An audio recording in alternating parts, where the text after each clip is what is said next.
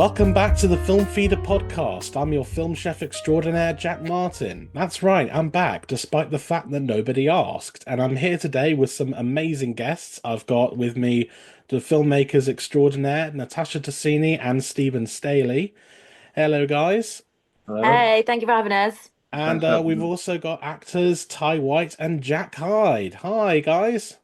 Hey guys. Hello, Happy New Year. And you guys are here today because you guys have just made a film. You've made a film called Viral Haunt, which sounds pretty awesome. I mean, congratulations making the movie. I mean, it's got to be hard work, but someone's got to do it. So, Someone's got to do it. congratulations on it. Thank you. Thank Yeah. you. And so yeah, let's get right into it. So I mean, I haven't seen the film, obviously. It's well into post-production, so I don't think anyone's really had a chance to see it yet. But so tell us all, what is Viral Haunt? What is this film about? Yeah, so Viral Haunt is about a group of influencers that have rose to fame by going to haunted places and like faking the results for entertainment. Some people genuinely think these haunted things are happening. Some people think it's fake. Some people are all along the ride for entertainment. But the guy that set up the two people that set up the Haunt Hunters, is what they're called in the movie. They clash over one of them just doesn't care, wants to get loads of views. The other person doesn't want to fake the happenings anymore. And at the same time, the audience starts reacting. Some of them starts reacting negatively, saying you're fake, you're this, you're that, and it pushes the leader of the group to take us to somewhere genuinely haunted. And it's there where we get to see how these influencers deal with a genuinely haunted place rather than what they used to. So yeah, we get to see some good character development where these things start going on, and some characters in the movie are saying, "Stop messing around. I know that's you. I know this is one of your tricks. I haven't done it. I haven't done it. Who's done it?" It's that type of thing, and it creates quite an interesting atmosphere on how they deal with these genuinely haunted happenings going on. Nice. And obviously, this is your first film as directors. You also wrote and produced the film as well. Yeah. And both as actors, coming to do this, all the stuff behind the scenes. I mean, what was that leap like? Was it quite daunting at first? Because obviously you're used to being in front of the camera and then being behind it. Was that quite a significant thing to get across? You know what? It is a little bit different. We kind of lent on our acting ability to kind of just get us through the acting scenes because we didn't really have time. So, for example, sometimes we'd be 2 minutes before doing a scene, and I'd be like, right, okay, guys, so we want you to walk in here and we're gonna do this, and then we're gonna do that, and then you guys are gonna say that. And then I'd walk over to Steve and we'd both go, we don't know our lines for this scene, and we'd have to just within 5 minutes smash out the lines and like learn them because we had so many things going on. Everyone came to us if they needed anything, obviously, because we were producing and directing. So it was very difficult. However, it was definitely worth it and it was very fun. Cool. And Ty and Jack, I mean, what was it like as actors, taking direction from people who also have experience in your field as actors themselves? Well, I have to say, like, I have worked with like some actors who do direct their own films and everything, and yeah, like it is quite like there's like a lot going on and everything, a lot of like running around that you have to do and everything, like acting and directing. You have to focus like on like one part of your mind is like focused on like the crew, the other part is like focused on the acting and everything. And the fact that Natasha and Steven, they were not only able just to like act and direct, but also like to write and produce like Viral Haunt and everything, like working on those four fronts. It's just absolutely incredible. And it's like they're your first film like directing it, and that's just incredible in itself and everything. Like I mean those guys, like these two, like they made the atmosphere like really enjoyable and everything. And the fact that they were able to work on those forefronts and like sort of like manage that, it's I just have so much respect for them for for just doing that like head on and everything. Just really incredible, huge amount of respect for them for that.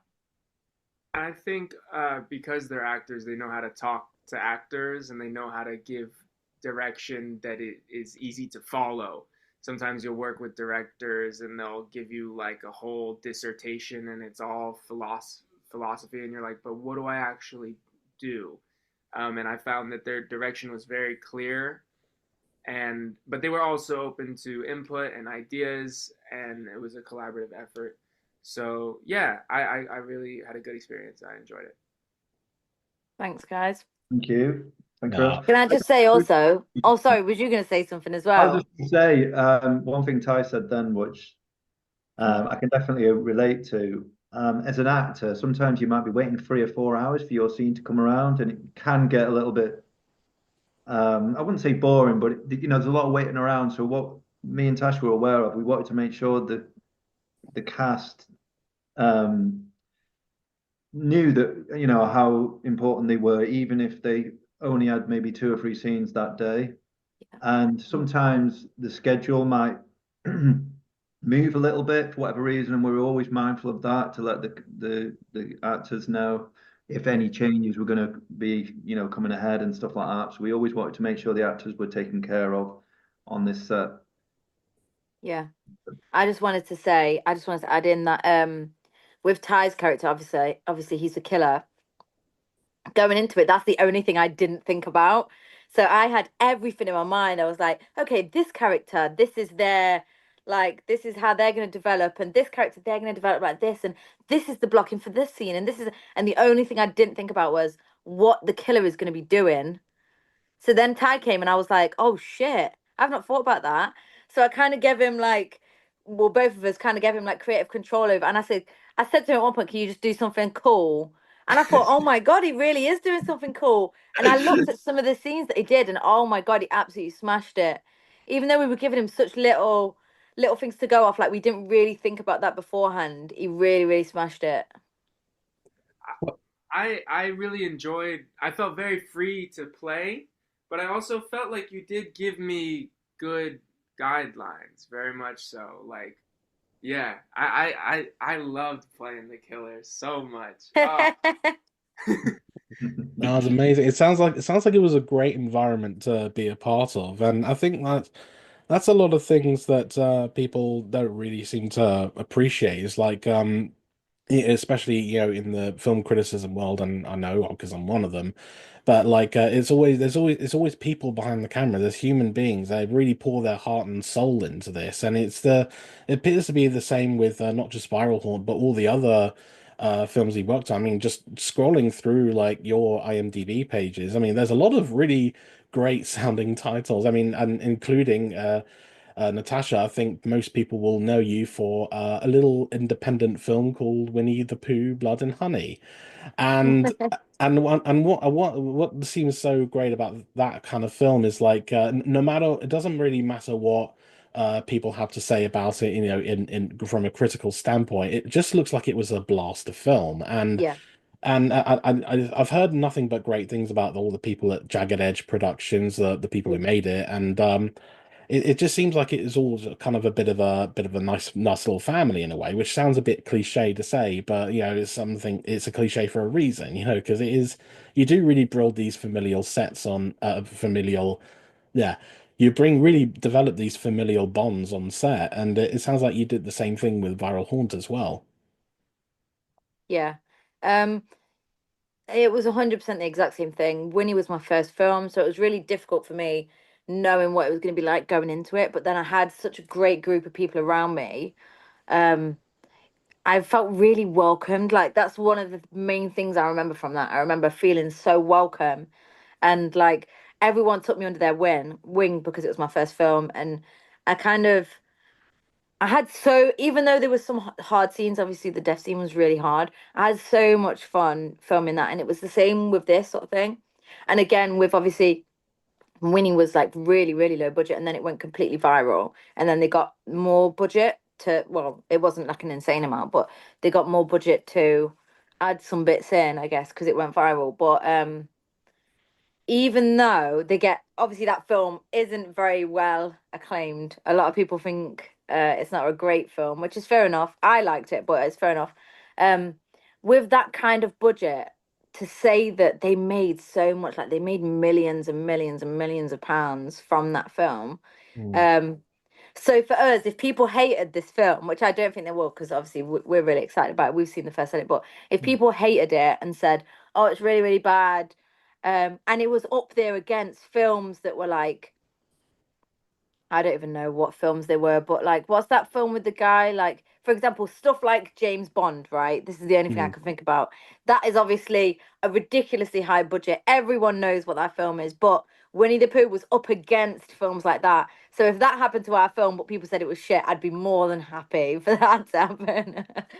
Well, I'm sure it won't be shit. It sounds like a lot of fun, actually. Like I'm not even just saying that. Like it actually does sound like a blast, and Yeah. especially because it really kind of envelops a lot of themes that I think I've been seeing a lot of recently in horror. Just all about that kind of like image, especially with like social media and technology. Like, I mean, you see films like Host or Searching, Unfriended, Spree really kind of utilize like the camera as like not just the character, but just kind of as like a threat as well. Like you see all these you see how integrated social media and technology is in our lives right now, and it really kind of brings about this like warped sense of image as well. I mean, you've seen this as well, not to slightly different extent in films like The Substance, which is all just about like the just the vanity of being making sure your image is as good as possible, and even then, failing to live up to like impossible standards in the industry or any other part of the world. And I think it's fascinating to me that films like this and Viral Haunt as well, like really kind of capture the dangers as well of kind of putting yourself out there. In your case, like it's a bunch of YouTubers with their channel, and it's a very fascinating way of doing that, like showing like there are real dangers out there, and they're not necessarily ghosts or anything. It's just the things that people can say or do online that cause genuine harm or even worse. Uh, I would like to respond to that because my character, I feel like, embodies that hateful spirit that you'll get from the online community at times. And this film conquers that question of like how far is too far when you're trying to get clicks and views. But then Mm. when you see the way that my character actually reacts and actually does kill, like does try and kill people, right? You see that there's no justification for that kind of violence or anything like that. Because I Yeah. know for my character, when I was justifying my actions, I was always like, they deserve it, these shallow attention seekers, right? But then when you see what actually happens to them, you're like, no, this is terrible. Like, who would actually want this? So yeah, I think that's Mm. what it gives the film some depth. Yeah. Yeah. Yeah, and I think because like Sorry. with the oh sorry, Steve. I It's think okay, you go, man. for I think like like for like when you mentioned about like social media, sort of like the benefits and sort of like the negatives that come with it and everything. That's kind of like just adding on to what Ty said, sort of like about embodiment, and everything.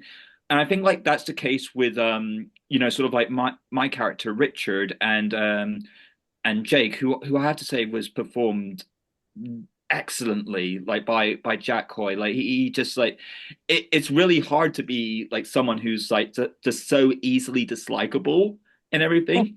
And I think like it's because like the way I see Richard, he's kind of like sort of like a representation of like everything that's good about social media. Sort of like how it should be done. Should be done for the craft of it, for the fun of it, for the passion of it. Jake is like that at the beginning, but like when the channel start when Haunt Hunter starts gaining so much momentum, when they start getting bigger and bigger and bigger, Jake kind of like transitions into like sort of like the ugly side. Oh, we have to stage this. We need to like get more, do it for the views, for the fame, for the money and everything. And Mm. sort of like so it's kind of like you have like these two guys who build something up which starts off like really passionate, and when Jake starts getting into the views, the staging, etc., and everything, you have like these two opposites of like the representation of social media like clashing with one another and everything, and it just boils into like a full-on explosion and everything. So yeah. Yeah, Yeah, in terms of social media as well, I'll just chuck in at the end. We, when writing it, Tash and I, we wanted to always remind the audience that these people could literally be having a conversation with each other, and then next minute go live on the phone, and we take the audience straight into the social media world. So all of a sudden they're talking to themselves on screen, etc., etc. You can see people interacting with them on the screen, and they flip in between social media and I guess the real world.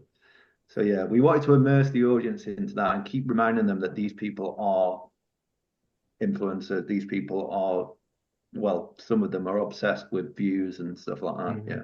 Yeah, you get like obviously like the Mr. Beasts of the world, or like the James Charles, who are just kind of like doing all these big attention things, and there's no real soul behind it anymore. Maybe there once was, but like you said, like that's all kind of been consumed by like greed and obsession with like views and stuff. Whereas there are so many smaller channels out there, that are just doing it for the thrill of it. And like as someone who's been running a channel for so long, and I haven't really seen any monetary gains from it, that stuff isn't important to me because I love doing what I do. Like, I love like writing about film. I always have done ever since I was young, and that's just, I mean, even talking to you guys right now, I mean, I have you have no idea how thrilling and kind of daunting it is for me right now to even be chatting with you guys. I mean, partly because of my autism, but also, the fact that I just enjoy talking about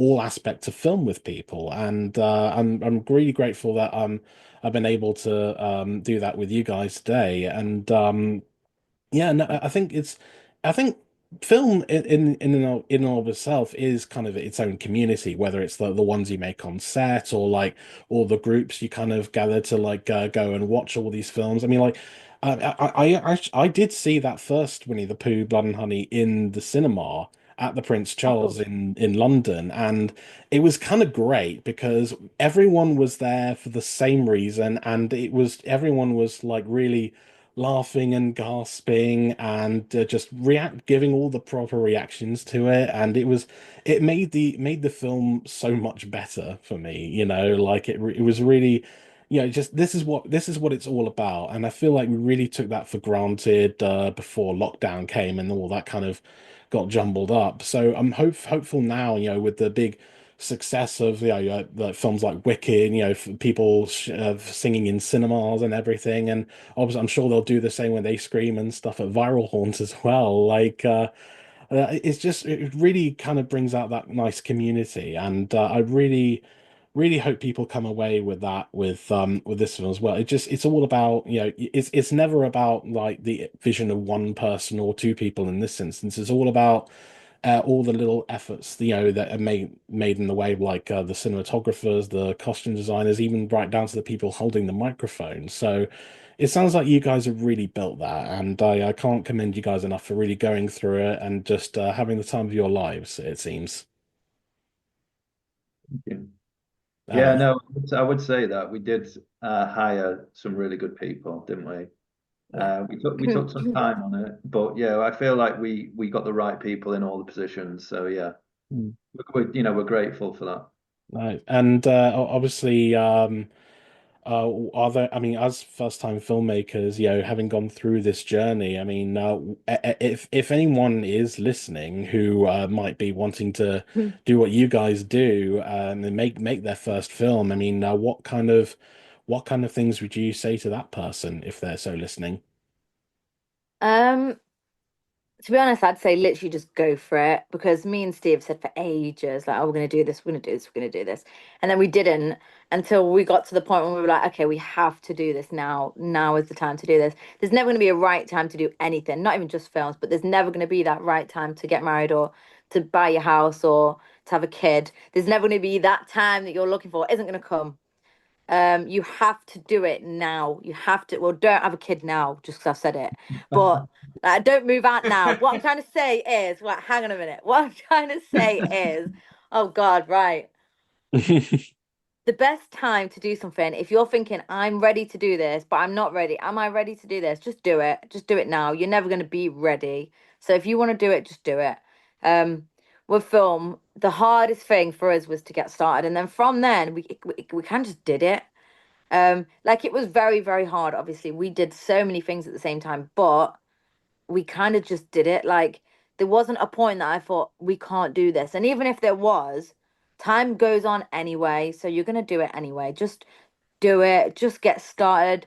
Just get your ideas down.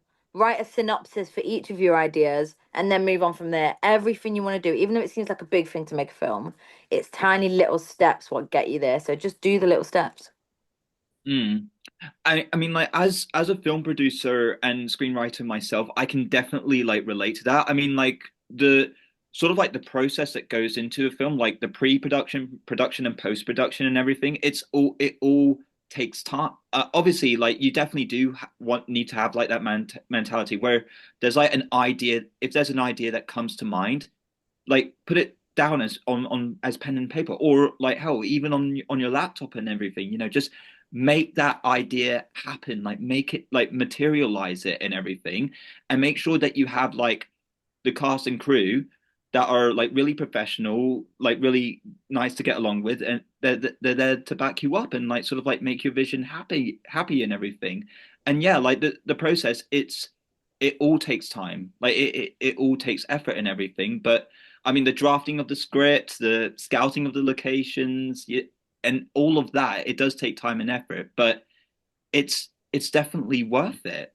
Sort of like make that time count. Let the people know that not only are you just good as an actor, but also good as a writer, director, and film producer. That you're talented in more than just one area, basically. That's really nice. I really like that answer, Jack. Thank you for that. And I've it's I'm sorry, Ty, go on. I've never made a film before, but I've been involved in a couple projects, and the ones that work versus the ones that don't work as much, a lot of the time the difference is like the team and how much Mm. the team is on the same page or not. And I found that on this project, everybody was kind of down for the cause and working towards a common goal and kind and patient and respectful with each other. And yeah, I think that just allowed everything to just get done the way it needed to get done. Nice. And Stephen, anything you want to add to that? Yeah, I will do. I was just going to say, it's a bit touching on what Ty said. We had a great team of people, but also me and Tash planned it very well, which I think enabled it to run as smoothly as it could do. We, that's what I would say to anyone who wanted to do this type of thing. If you're going to produce your own movie, first of all, reach out to some executive producers, show them your ideas. Some of them you might write to 50, but only two might write back, but those two are all you need, or one. Obviously, or you could fund your own film, but if you wanted someone else to fund it, you could reach out to people. Um, Planning, I think, is, yeah, really important because time is money. So you want to make sure you get all the coverage in the time, and obviously your staff's going to cost money and your location's going to cost money. So you've just got to be ready. And it's not that difficult. It's just planning. It's just putting a bit of time and effort in and you can get there. Nice, guys. I'm sure the person listening to this is already inspired to just get on with it. So, Yeah. I guess it's a bit early to determine when Viral Haunt is going to be coming out, I guess, because it's still in post-production, isn't it? Yeah, that's right. I think that the film will come out this year. Me and Tash think it'll probably be around late summer. I Cool. guess. Obviously, it's not, that won't be in our hands. What is in our hands as producers is to finish the project, as you said, it's in post-production, to the highest standard we can, and then we'll hand it over to the executive producers who will distribute it around the world, and it'll be up to them when they want to release it, market it, etc. But yeah, if I guessed it, probably late summer, I would have thought. Nice. Well, hopefully, there is like a big world premiere, I'd love to come along if I can. Yeah, no, Yes. of Oh, course. absolutely. Yeah, come and support you guys. Absolutely. Who knows? Fright Fest. But That would That's be what we're great. hoping. But that's what That's we've what we're talked hoping. about. Yeah. So yeah, well, obviously we'll have to talk about that with the executive producers. of course. But that would be wonderful. Yeah. Yeah.